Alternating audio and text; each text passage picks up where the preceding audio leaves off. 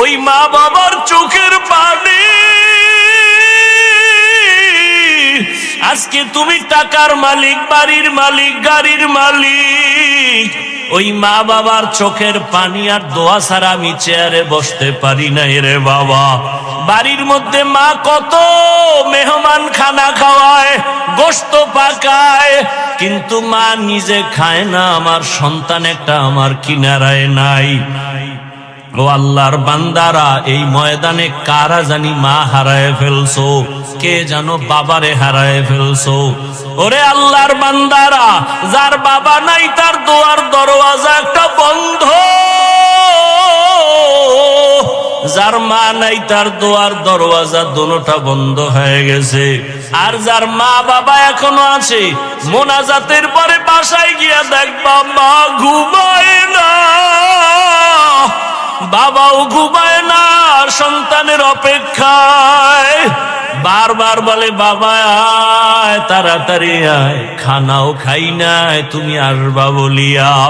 আজকে যার মা নাই, বাবাও নাই, ও যখন দরওয়াজার কিনারে গিয়া দাঁড়াবে, দেখবে পাশের ঘরে যখন মা আওয়াজ দেয়, তখন ওই এতিমের কলিজাটা ছিঁড়িয়া যাবে। ওর বাবা আর জীবনে দেখবে না, মাও দেখবে না।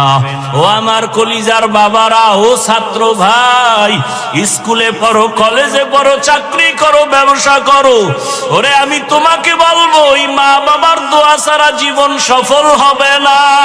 ওই মা বাবার চেহারাটাও কি মনে পড়ে না?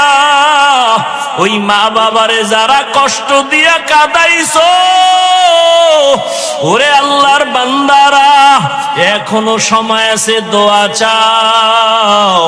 ওই মা বাবার চোখের পানি ছাড়া তোমার জীবনের তালা খুলবে না। ও যুবক, ওই মা বাবার সাথে বেয়াদবি করিও না। যদি কোনো অন্যায় করিয়া থাকো, আল্লাহর কাছে ক্ষমা চাও, দুই ফোঁটা চোখের পানি ছেড়ে কাঁদো। তোমার মতো কত যুবক তাকায়া দেখো, স্কুলে কলেজে পড়িয়াও নামাজ ছাড়ে না। তুমি ও চাকরিজীবী বাবারা, আপনার মতো কত চাকরিজীবী চাকরিও করে, নামাজ পড়ে, আপনি কেন পারবেন না? ও পর্দার আড়ালের মা বোনেরা, আপনার মতো কত মা কত বোন এখনো আছে, পর্দা করে, নামাজ পড়ে, স্বামীর মাল হেফাজত করে, মোবাইলে সময় নষ্ট করে না, একটা সন্তানকে আদর্শওয়ালা বানানোর মেহনত করে। ও আম্মা জানেরা, বোনেরা, আপনারা কি পারেন না? সন্তানটাকে আদর্শওয়ালা বানানোর মেহনত করবেন, 5 ওয়াক্ত নামাজ পড়বেন, স্বামীর মাল হেফাজত করবেন এবং মোবাইল থেকে দূরে থাকবেন। যদি আল্লাহ কবুল করে, এখনো সময় আছে, তওবা করেন। আমি শুরুতেই বলেছিলাম, জানি না কার আবু জাহাল ওয়ালা কপাল, জানি না কার কপালটা ওমর ওয়ালা কপাল। ও পর্দার আড়ালের মা বোনেরা, আপনারা তো জানেন, এই দুনিয়াতে আল্লাহর এক বড় দুশমন ফেরাউন, তার স্ত্রীর নাম আসিয়া। এই এত বড় বেঈমানের ঘরে থাকিয়া আসিয়ার মতো বান্দি জান্নাতি হইয়া কবরে চলে গেছেন। নবীজি বলেন, আসিয়ার সাথে আমি মুহাম্মদের সাথে জান্নাতে বিবাহ হবে। ও পর্দার আড়ালের মা, আপনার স্বামী তো ফেরাউনের মতো খারাপ না। আপনি যদি নামাজ পড়েন, পর্দা করেন, আপনার স্বামী অনেক খুশি হয়ে যাবে, আপনাকে বাধা দিবে না। এখনো বলবো, আল্লাহর কাছে 2 ফোঁটা চোখের পানি সারিয়া গোপনে গোপনে বলেন, আমার আল্লাহকে বলতে থাকেন, হে মালিক, আর বেপরদায় চলবো না, নামাজ ছাড়বো না, মোবাইলে সময় নষ্ট করব না, স্বামীর মাল হেফাজত করব, সন্তানটাকে আদর্শওয়ালা বানানোর মেহনত করব। ও আমার বৃদ্ধ বাবাজি, যুবক বাবারা, মনে মনে আমার আল্লাহকে বলো, হে আল্লাহ, আমার মতো যুবক জেনারেল লাইনে থাকিয়া যদি নবীর সুন্নত অনুযায়ী নামাজ পড়ে, আলেম ওলামার পরামর্শ নিয়ে চলে, শিক্ষকের দোয়া নিয়ে চলে, আমি কেন পারবো না? আজকে থেকে তওবা করো, আল্লাহকে বলো, আল্লাহ আর নামাজ ছাড়বো না, দাড়ি কাটবো না, বেপরদায় চলবো না, মা বাবার দোয়া নিয়া, শিক্ষকের দোয়া নিয়া, ওলামায়ে কেরামের পরামর্শ নিয়া নবীজির তরিকা আদর্শে চলবো। আর মা বাবার সাথে বেয়াদবি হয়ে থাকলে গোপনে গিয়া ক্ষমা চাইও। মা বাবার কাছে ক্ষমা চাইলে সম্মান কমে যাবে না। শিক্ষকের সাথে বেয়াদবি যদি হয়ে থাকে ক্ষমা চাইও, শিক্ষকের কাছে ক্ষমা চাইলে সম্মান যাবে না। ও যুবক, ঘরে গিয়া মাকে বলবা, মা আজকে শাহী মহল্লার দিকে ওয়াজ মাহফিলে গেলাম, কত যুবকের দেখলাম চোখে পানি, আমার চোখে কেন পানি আসে নাই? মা মনে হয় আল্লাহ বেজার হয়ে গেছে। মা আমি তোমার সাথে অনেক বেয়াদবি করেছি, আজকে তওবা করে আসছি, আর বেয়াদবি করব না। তুমি আমার মাথায় হাত দিয়া দোয়া করে দাও। ও যুবক, যদি মাকে বলতে পারো, দেখবা মায়ের চোখে পানি। মা কান্না করে বলবে, বাবা আয় আয়। মাথায় হাত দিয়া ডাক দেবে, ও আরশে আজিমের মালিক, আমার কলিজার সন্তানটাকে তুমি কবুল করিয়া নাও। মা যদি মাথায় হাত দিয়া দোয়া করে, আমার আরশে আজিমে কবুল। ও যুবকেরা, বাবারে পাইলে দোয়া। এরপরেও যদি কেউ অমনোযোগী হয়, তাহলে বুঝা গেল আবু জাহাল এখনো মরে নাই। দেখতে থাকবেন মোনাজাত পর্যন্ত, ওমরের কপালওয়ালা কারা আর আবু জাহিল কপালওয়ালা কারা, দেখতে থাকবেন। তবে দোয়া করি আল্লাহ ওমরওয়ালা কপাল আমাদেরকে দান করুন। এইবার আমার আয়াত আর হাদিসের তর্জমাটা বলি, তারপরে কিছু ব্যাখ্যা আপনাদের আগ্রহের উপরে। মোনাজাত পর্যন্ত ধৈর্য হবে, আল্লাহ তৌফিক দান করেন। ইয়া আইয়ুহাল্লাযীনা আমানুত্তাকুল্লাহা ওয়াকুলু কাওলান সাদীদা। আল্লাহ বলেন, হে মুমিন, তোমরা আল্লাহকে ভয় করো, তাকওয়া অর্জন করো, এবং জবান দিয়া যা বলো সঠিক শালীন ভাষায় বলো। লাভ, ইউসলিহ লাকুম আমালাকুম ওয়া ইয়াগফির লাকুম যুনুবাকুম। দুইটা লাভ হবে। এক নাম্বার লাভ, তোমার যাবতীয় ভুল আমলগুলো আমি সঠিক করে দিব। দুই নাম্বার লাভ হলো তোমার জীবনের সব গুনাহ মাফ করে দিব। যে বা যাহারা আল্লাহ এবং রসুলের অনুসরণ করবেন, ফাকাদ ফাযা ফাওজান আযীমা, তাদের বিজয়টা হবে চূড়ান্ত বিজয়। বলে কেমন? বলে তারা বিনা হিসাবে জান্নাতি। হাদিস পড়েছি দুইটা। নবীজি বলেন, আল মুসলিমু মান সালিমাল মুসলিমুনা মিন লিসানিহি ওয়া ইয়াদিহি। যেই ব্যক্তি মুসলমান, ওই ব্যক্তি পরিপূর্ণ মুসলমান, যার জবানের দ্বারা, হাতের দ্বারা অন্য কোন মুমিন মুসলমান কষ্ট পায় না।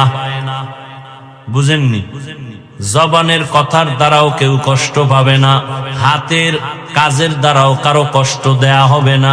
সেই হবে আসল মুমিন, সে হবে আসল মুসলিম। আর একটা হাদিস পড়েছি, নবীজি বলেন, মাইয়াজমান লিমা বাইনা লাহিয়াইহি ওয়া মা বাইনা রিজলাইহি আজমান লাহুল জান্নাহ। রহমতের নবী বলেন, দুইটা জিনিস তোমরা হেফাজতের জিম্মাদারি নাও, আমি রাসূল তোমাকে জান্নাতে নেওয়ার জিম্মাদারি নিব। কয় জিনিস? এক হলো দুই ঠোঁটের মাঝে জবানের হেফাজত করো, দ্বিতীয় হলো লজ্জাস্থানের হেফাজত করো। এই দুইটার হেফাজত যারা করবা, আমি নবী ওয়াদা দিলাম, তাকে আমি জান্নাতে নেওয়ার জিম্মাদার হয়ে গেছি। আয়াত দুইটা, হাদিস দুইটার তরজমা শেষ। আলোচনার বিষয় দুইটা। এক নম্বরে আল্লাহকে ভয় করো, দ্বিতীয় হলো জবানকে হেফাজত করো, জবানকে হেফাজত করো। আল্লাহ তাআলা সূরা আহজাবের এই আয়াত আল্লাহ তাআলা কেন বললেন জবান হেফাজত করো, কান হেফাজত করো? কেন? গরম, কিন্তু ওর জিহ্বায় ওই পাওয়ার নাই। আমি মানুষের জিহ্বায় যে পাওয়ার, আমি মানুষ, আমার পরিচয় হলো জবানের মাধ্যমে। আমি কথা বলতে পারি, আমি হায়ওয়ানে নাতেক, আমি কথা বলনেওয়ালা হায়ওয়ান। ওই পশুর থেকে আমার আলাদা হয়ে গেল। এবার মানুষ পরিচয় দিলাম জবান দিয়া। এবার আমি কি ভালো মানুষ না খারাপ মানুষ তাও পরিচয় হবে হাতের দ্বারা না, জবানের মাধ্যমে, কথার মাধ্যমে। আমার কথার দ্বারা প্রমাণ হবে আমি হিন্দু না, বৌদ্ধ না, খ্রিস্টান না, ইহুদি না, আমি যে মুসলমান। পরিচয় হবে আমার জবান। লা ইলাহা ইল্লাল্লাহ, লা ইলাহা ইল্লাল্লাহ, মুহাব্বতে লা ইলাহা ইল্লাল্লাহ, লা ইলাহা ইল্লাল্লাহ, লা ইলাহা ইল্লাল্লাহ, লা ইলাহা ইল্লাল্লাহ, লা ইলাহা ইল্লাল্লাহ, লা ইলাহা ইল্লাল্লাহ, লা ইলাহা ইল্লাল্লাহ, লা ইলাহা ইল্লাল্লাহ, লা ইলাহা ইল্লাল্লাহ। পরিচয় হলো আমি কি? কালেমার দ্বারা কি পরিচয় হলো? আমি একজন মুসলমান। আমার পরিচয় হলো জবানের দ্বারা পরিচয় দিলাম আমি মুসলমান। ঈমানের প্রথম সিঁড়ি হলো ইকরার বিল লিসান। জবানে স্বীকার করো, কালেমা পড়ো, তাহলে প্রমাণ হবে তুমি আমি কি? মুসলমান। এবার মুসলমানের মধ্যে আমি আলেম নাকি আমি গায়রে আলেম, আমি কি শিক্ষিত, আমি কি অশিক্ষিত? প্রথম পরিচয় হবে আমার জবানের কথার মাধ্যমে, ঠিক নেই? এরপরে আলেম পরিচয় হলো, এরপরে আমি ভালো আলেম না খারাপ আলেম আমার কথার মাধুর্যতায় পরিচয় দিবে। আমি সন্তান ভদ্র নাকি অভদ্র, আমি সভ্য নাকি অসভ্য, আমি সুন্দর নাকি অসুন্দর, আমার আখলাক কেমন, আমার আমল কেমন, আমার কথার দ্বারা প্রথম পরিচয় হবে, ঠিক কিনা? তাহলে জবান কত বড় নেয়ামত। আসেন আরো একটু বুঝাবার চেষ্টা করি। দুনিয়াতে আসার পরে এই যে মাউত সামনে নিয়ে কথা বলি, বিদ্যুতের বাতি জ্বলে, আমার কথাগুলো টেনে টেনে হর্ন আমার কথা দূরে সরায়। এই মাইক বন্ধ হয়ে যাবে, লাইট বন্ধ হয়ে যাবে, ইউনিট নষ্ট হয়ে যাবে। ইউনিট, মাইক নষ্ট হয়ে যাবে, পুরান হয়ে যাবে, অকেজো হয়ে যাবে, পার্টস নষ্ট, ফেলে দেওয়া হবে। এরপরও সচল থাকলেও সারা রাত মাইক চালানো যাবে না। আবার চালাইতে গেলে ফ্যানের বাতাস দিয়া ঠান্ডা করো, না হয় মেশিন গরম হয়ে গেলে তার মার পুড়ে যাবে, আওয়াজ আর চলবে না। কিন্তু তাকায় দেখো হে মুমিন, এই দুনিয়াতে আসার পরে জিহ্বা নাড়াইয়া কত হাজার কোটি কথা সাপ্লাই দিলাম। কে? কত হাজার কোটি কোটি কথা সাপ্লাই হলো এই জিহ্বার দ্বারা। ভালো করে বুঝো, এই জবানের দ্বারা এত কথা সাপ্লাই হলো। একবারের জন্য আমার গাল ব্যথা করে, ঠোঁট ব্যথা করে, মাথা ব্যথা করে, জিহ্বা নামের এই অস্ত্রটা কখনো ব্যথা করে না। এরে আল্লাহর বান্দা, আমি গাড়ি চালাই, আমার গাড়ি এখান থেকে টেনে দেশের আর এক প্রান্তে আমাকে নিয়ে যায়। এত যে দৌড়াই, গাড়িটার চাক্কা চলে, ওই গাড়ি চালানোর জন্য একটা ইঞ্জিন আছে না নাই? এই গাড়ি কি ইঞ্জিন ছাড়া চলে? একটা ইঞ্জিন আছে, তবে ইঞ্জিনটাও এমনে চলে না, এটারে তেল দেওয়া লাগে। শেষ হয়ে গেলে আবার তেল, শেষ হয়ে গেলে আবার অকটেন, আবার পেট্রোল, আবার ডিজেল, না হয় আবার গ্যাস ঢুকাও। আল্লাহ যে আমার এই জিহ্বা নামের একটা মেশিন দান করেছেন, এই জিহ্বা নাড়াইয়া নাড়াইয়া আমি আমার হাত দিয়া মায়ের যত কাজ করি, এই খেয়াল করেন, আমি আমার হাতের দ্বারা মা বাবার যত কাজ করে দেই, মা বাবা ওই পরিমাণ খুশি না। জিব্বা দিয়া আম্মু বইলা ডাক দিলে মা যেই পরিমাণ খুশি। একটা সন্তান জিব্বা দিয়ে আম্মু ডাকবে না, খালি কাজ করবে, মা বাপ খুশি হবে না। শিশু বেলা থেকে যখন আমি কথা বলতে জানি না, কথা বলা যখন শুরু করছি, ওই সময় আমার ছোট মুখে আম্মু ডাকের মজা আলাদা, ঠিক নেই? ওই সময়ের আমার আব্বু ডাকের মজা আলাদা, এখন যে ডাকি সেই মজাও আলাদা।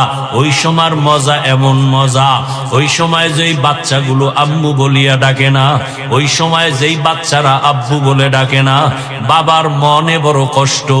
আমাদের কাছে অনেক আল্লাহর বান্দারা দোয়ার জন্য আইসা কয়, আমার সন্তানের 5 বছর, আব্বুও কয়া ডাকে না, আম্মু বলে ডাকে না, অন্য পর্দা করে তাও পছন্দ করে না, নিজে এক ডাকার সহযোগিতাও মাদ্রাসা মসজিদে করে না, বরং বারবার ভেজাল লাগায়, মুসলমানের বদনাম সারা জায়গায় ছড়ায়, আর কয় ইসলাম মানতে চাই না। আমাদের ইসলাম মানার দরকার নাই, কোরআন পড়ানোর দরকার নাই, বয়ান করার দরকার নাই, আছে না নাই? কত বড় নিকৃষ্ট কপাল ভরা একটা বিধর্মী পর্যন্ত ইসলামের দিকে আকৃষ্ট পাগল, আর মুসলমানের ঘরে জন্ম নিয়া ইসলাম মানতে তো চায় না, বরং উল্টা বিরোধিতা করে, ঠিক নেই? আমি দাড়ির বয়ান করছি, মুসলমান কয় বয়ান করিয়েন না। এক জায়গায় বয়ানে গেছি, কয় আপনার বিরোধিতা করছে এলাকার কিছু মানুষ। কেন? কয় আপনি দাড়ির ওয়াজ বেশি করেন তো এই জন্য পছন্দ করেন, দাড়ির ওয়াজ বেশি করে এই জন্য ভাল লাগে না। আরে দাড়ির ওয়াজ আমি করব কেন? আল্লাহর রসুল যে বয়ান করছে তার 100 ভাগের 1 ভাগ বয়ান আমি করি না।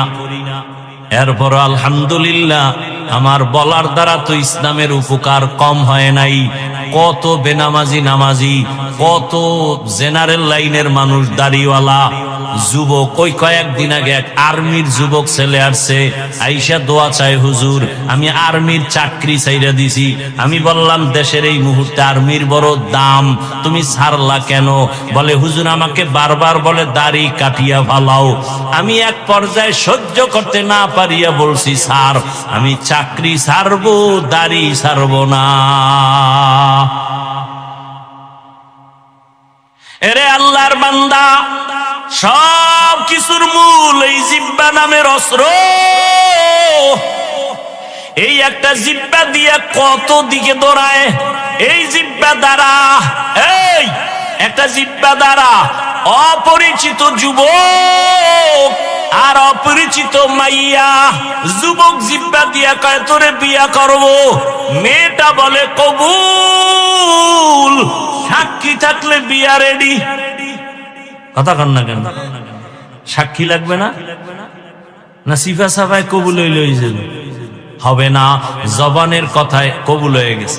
একটা বিধর্মী খালি বলছে লা ইলাহা ইল্লাল্লাহ, সাথে সাথে ইসলামের পতাকায় আসছে। আবার ইসলামী এক ব্যক্তি জবান দিয়া বলে আমি ইসলাম মানি না, সাথে সাথে বেঈমান। দেখছেন নি কারবার? জবানের একটা কথা দিয়া অপরিচিত মেয়েটাকে বলছে কবুল। এখন কি হইছে? এই মেয়েটা তার স্ত্রী। আবার একদিন ঝগড়া লাইগা ডাক দিয়ে ওই একই জিহ্বা দিয়া কয় তালাক, শেষ।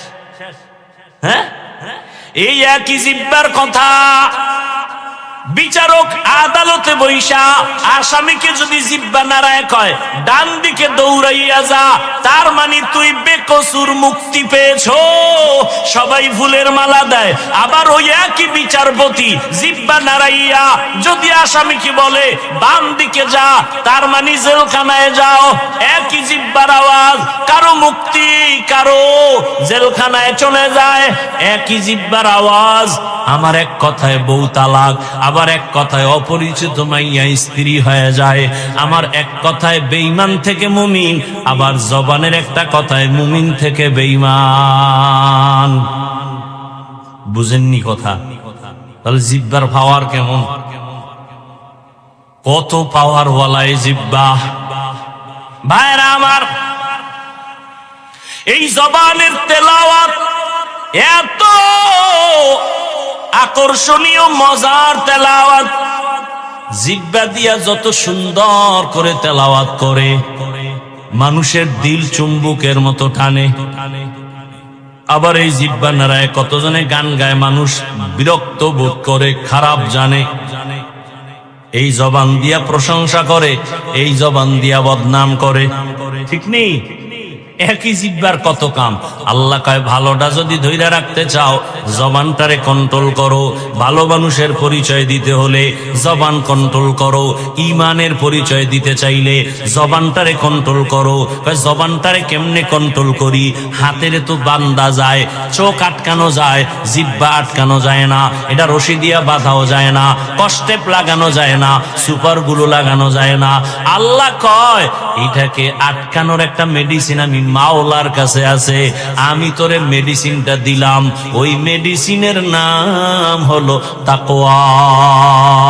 হর কে দারদ খৌফে হকদার দিল মদম জন্নতুল মাওয়া দেহদ উ রামাকাম জুজবা হক চি জে মখাজ ইনসুজা ফজলে উ আমস্তে দর জুমলা জাহা। ভাইরা আমার, আল্লাহ তাআলা বলেন এই জিহ্বা কন্ট্রোল করার একমাত্র মেডিসিনের নাম তাকওয়া। এজন্য আয়াতের শুরুতে আল্লাহ বলেন জবানকে কন্ট্রোলের আগে বলে আমি আল্লাহকে ভয় কর। আল্লাহকে ভয় করার নাম তাকওয়া। এখানে যদি আমি আপনাদের প্রশ্ন করি আপনারা কারা কারা আল্লাহকে ভয় করেন, আমি প্রশ্ন করলে সবাই হাত উঠায় বলবে হুজুরদের থেকে বেশি আমরা ভয় করি। অথচ ফজর পড়ে নাই, জোহর পড়ে নাই, আসর পড়ে নাই, মাগরিব পড়ে নাই, এশার নামাজও পড়ে নাই। মোনাজাতের পরে গিয়া মোবাইল চালাবে, দরজা লাগাইয়া মোবাইল হাতে নিয়া চোখের জেনা, অন্তরের জেনা, জবানের জেনা, হাতের জেনা, সারা রাত মোবাইল হাতে নিয়া গুনা গুনা গুনা, ফজরও পড়ার খবর থাকবে না। সেও বলে আমি আল্লাহকে ভয় করি। আবার একদল নামাজ পড়ে সুদ খায়, সেও বলে আল্লাহকে ভয় করি। আর একদল গরিবের উপরে জুলুম করে, সেও বলে আমি আল্লাহকে ভয় করি। আর একজনে বেপরদায় আড্ডা দেয়, সেও বলে আমি আল্লাহকে ভয় করি। আমি নামাজ পড়ি, পর্দা করি, হালাল খাই, আমিও বলি আমি আল্লাহকে ভয় করি। দুই ভয় কি সমান? আসলে তুমি ভয় কি জিনিস বুঝো না। শুনো, আমি সব জায়গায় উদাহরণ দেই। ও পর্দার আড়ালের মা বোনেরা, ও যুবক, ও বৃদ্ধ বাবাজি, কান লাগাইয়া শুনো। একটা সন্তান মা বাবাকে ভয় করে, বলে তার প্রমাণ কি? মা বাবার সামনে অন্যায় করে না। একটা ছাত্র শিক্ষকের ভয় করে, প্রমাণ কি? শিক্ষকের সামনে ছাত্র অন্যায় করে না। ঠিক নেই? কেন? মাইরের ভয়। আল্লাহর কসম, জমিনে কোন আল্লাহর গোলাম যদি আসলেই আল্লাহকে ভয় করেন, ওই বান্দা গলায় ছুরি লাগাবে, দাড়ির মধ্যে কোনোদিন অস্ত্র লাগাবে না। হর কে দারদ খৌফে হকদার দিল মত। এমন একটা দিন নাই যুবকের লাশের খবর নাই। পানির নিচে যুবকের লাশ, গাড়ির নিচে যুবকের লাশ, ঘুমের বিছানায় যুবকের লাশ। কয়েকদিন আগে দেখো নাই এই ফেসবুকের গোলাম বাবারা, কয়েকদিন আগে দেখছো এক আল্লাহর বান্দা বিদেশে চাকরি করিয়া টাকা পয়সা অলংকার নিয়া ঢাকা এয়ারপোর্টে আসছে, বাড়ি যাবে বেড়াবার জন্য ছুটি নিয়ে আসছে। এয়ারপোর্টে তার সন্তান পরিবার গাড়ি নিয়ে হাজির। ওই বেচারা যুবক টাকা পয়সা অলংকার সব টলিমলি নিয়ে গা সব হাদিয়া নিয়ে গাড়ির মধ্যে উঠিয়া বাড়িতে রওনা। সন্তান হাতে পাইয়া চুমু খায়, কত আনন্দ। আনন্দ করতে করতে স্ত্রী সন্তান নিয়ে বাড়িতে গাড়ি চলছে, অনবরত গাড়ি চলে। চলতে চলতে চলতে চলতে বাড়ির পার্শ্বে আর একটু সময় বাকি আছে। হঠাৎ করে আমার মাওলার কুদরতের খেলা, ড্রাইভার গাড়িটা পানির মধ্যে ফেলে দিয়েছে। তোমরা ফেসবুক ওয়ালারা অনেকে যান, কাঁধে নিলেন, গোসল করাইলেন, এরপরে জানাজা পড়াইলেন, কবরে দাফন করলেন। শত শত লাশ আমার দেশের টুপিওয়ালা ওলামায়ে কেরাম কাঁধে নিয়া জানাজা পড়াইয়া দাফন করলেন। জানেননি আপনারা একজন হুজুরেও করোনায় মরে নাই। মিথ্যা বলছি? এরে বাবা, এরপরও হুজুরদের তোমার ভাল লাগে না? কে কারে তোমার ভালো লাগবে বলো? নবী তো আর এসে বয়ান দিবেন না, আবু বকর এসে বয়ান শুনাবেন না, ওমরে ফারুক আর বয়ান শুনাবেন না। ওলামায়ে কেরাম সারা কোরআন হাদিসের বয়ান শোনার আর পথ খোলা নাই। সেই আলেমদের বয়ান শুনিয়াও যাদের অন্তর সোজা হবে না, তোমার কপাল বুঝি পুড়িয়া গেল। এরে আল্লাহর বান্দারা, ভালো করিয়া বুঝো। এই আমি প্রায় মাহফিলে বলি, সরকারি যারা চাকরি করেন, বেসরকারি যারা চাকরি করেন, আপনাদের ডিউটি কত ঘন্টা জানেননি? কয় ঘন্টা? এই মনে হয় কিছু জানে না, সব বুজুর্গ হয়ে গেছে। সরকারি বেসরকারি চাকরি যারা করে 8 ঘন্টা ডিউটি। নিম্নে বেতন কত? ধরে নেন 17-15 হাজার, 20 হাজার। 8 ঘন্টা ডিউটি, 15 থেকে 20 হাজার টাকা বেতন। আবার টেবিলের নিচে কত মুক্তা পাওয়া যায়? কথা বলেন না কেন? টেবিলের নিচে কত মুক্তা। 8 ঘন্টা ডিউটি, আবার বেতন নিম্নে 20 হাজার, আবার টেবিলের নিচে কত হারাম শুকর। এইবার আমাকে আপনারা জবাব দেন, আপনাদের আশেপাশের মসজিদে ইমাম সাহেবরা কয় ঘন্টা ডিউটি করে? বলেন না কেন? এটা বলতে কষ্ট লাগে না? জানেন না ইমাম সাহেবরা মসজিদে কত ঘন্টা ডিউটি করে? 24টা ঘন্টা। বলেন বেতন কত দেন? হ্যাঁ, 5000। শহর এলাকায় একটু বেশি হতে পারে, গ্রাম অঞ্চলে গিয়া গতকাল এক জায়গায় জিগাইলাম, কয় 2500। ইমামের বেতন, খতিবের বেতন 3000। 24 ঘন্টা ডিউটি, তাও আবার রিমান্ডের মতো রাখে। রিমান্ড, জোহরের নামাজে ইমাম সাহেব নাই, রাস্তায় খাড়াইয়া আসরের সময় কয়, ওই ইমাম সাহেব জোহরের সময় গেছিলেন কই? ইমাম সাহেব কয়, কে তুমি? আমি রিক্সা চালাই। তোমার এত পাওয়ার কেন? কয় মাসে 5 টাকা বেতন দেই। এরকম বেয়াদব নাই? 24 ঘন্টা ডিউটি, বেতন 5000। উঁচু পর্যায়ে থাকলে 10,000, তাও মাসে মাসে দেওয়া হয় না। বাকি আর বাকি। সভাপতি দেয় 100 টাকা। কথা কন না কেন? সেক্রেটারি দেয় 50 টাকা। এইভাবে খয়রাত কইরা কইরা উঠাইয়া একজন ইমাম খতিবের বেতন দিতে হয়, রিমান্ডের মতো রাখে। বলেন এর মতো জুলুম কি দুনিয়াতে আর হতে পারে? 24 ঘন্টা ডিউটি। ইমাম সাহেবের মনে হয় একটু ওভার টাইম আছে গার্মেন্টসে, না?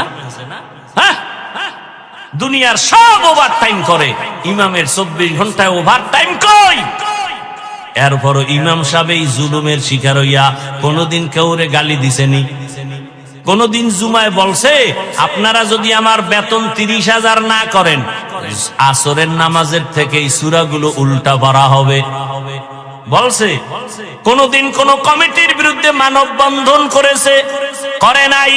বরং যখনই মোনাজাত দেয়, কলিজা ভরে দোয়া করে, আল্লাহ এলাকায় শান্তি দাও, অসুস্থ রোগী সুস্থ বানাও, কবরওয়ালাদের জান। কিন্তু এই বাচ্চাগুলো এতিমের মতো ডানে একবার তাকায়, বামে তাকায়, বলতে পারে না ওরা দেখি আমার সব আছে কিন্তু মা নাই।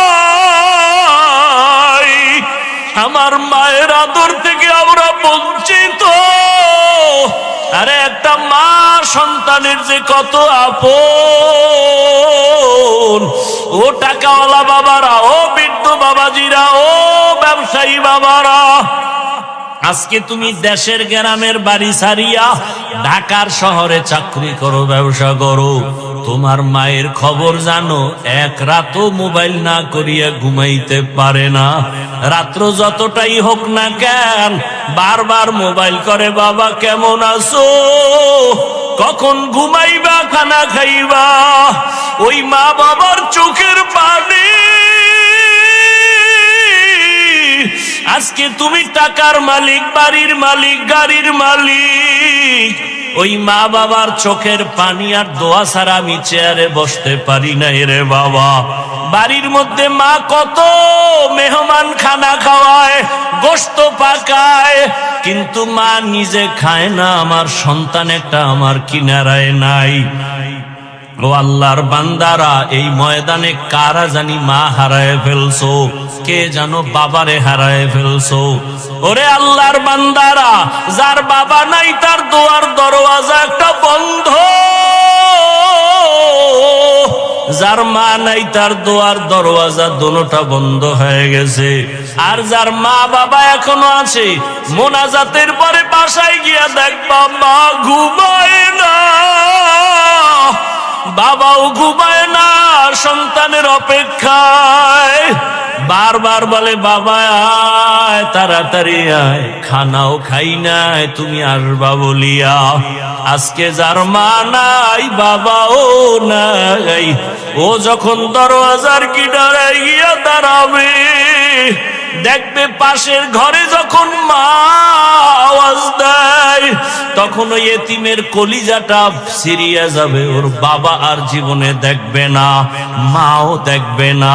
ও আমার কলিজার বাবারা, ও ছাত্র ভাই, স্কুলে পড়ো, কলেজে পড়ো, চাকরি করো, ব্যবসা করো, ওরে আমি তোমাকে বলবো, ওই মা বাবার দোয়া ছাড়া জীবন সফল হবে না। ওই মা বাবার চেহারাটাও কি মনে পড়ে না? ওই মা বাবারে যারা কষ্ট দিয়া কাঁদাইছো, ওরে আল্লাহর বান্দারা, এখনো সময় আছে, দোয়া চাও। ওই মা বাবার চোখের পানি ছাড়া তোমার জীবনের তালা খুলবে না। ও যুবক, ওই মা বাবার সাথে বেয়াদবি করিও না। যদি কোনো অন্যায় করিয়া থাকো, আল্লাহর কাছে ক্ষমা চাও, দুই ফোঁটা চোখের পানি ছেড়ে কাঁদো। তোমার মতো কত যুবক তাকায়া দেখো, স্কুলে কলেজে পড়িয়াও নামাজ ছাড়ে না। তুমি নিজেরে জিজ্ঞাসা করো, তুমি কেন পারো না? তোমার মতো সন্তান রাস্তায় গাড়ি চালায়, নামাজ ছাড়ে না, বলো বাবা তুমি কেন নামাজ পড়তে পারো না? তোমার মতো কত যুবক র্যাব, আর্মি, পুলিশ, বিডিআর এর চাকরি করে, ডাক্তার, প্রফেসর, ইঞ্জিনিয়ার, 5 বেলার নামাজ পড়ে। ও বাবা গাড়ি চালায়, ড্রাইভার, নামাজ পড়ে, বলো তুমি কেন পারো না? ও ব্যবসায়ী বাবারা, আপনার মতো কত ব্যবসায়ী 5 ওয়াক্ত নামাজ পড়ে, আপনি কেন পারবেন না? ও চাকরিজীবী বাবারা, আপনার মতো কত চাকরিজীবী চাকরিও করে, নামাজ পড়ে, আপনি কেন পারবেন না? ও পর্দার আড়ালের মা বোনেরা, আপনার মতো কত মা কত বোন এখনো আছে, পর্দা করে, নামাজ পড়ে, স্বামীর মাল হেফাজত করে, মোবাইলে সময় নষ্ট করে না, একটা সন্তানকে আদর্শওয়ালা বানানোর মেহনত করে। ও আম্মা জানেরা, বোনেরা, আপনারা কি পারেন না? সন্তানটাকে আদর্শওয়ালা বানানোর মেহনত করবেন, 5 ওয়াক্ত নামাজ পড়বেন, স্বামীর মাল হেফাজত করবেন এবং মোবাইল থেকে দূরে থাকবেন। যদি আল্লাহ কবুল করে, এখনো সময় আছে, তওবা করেন।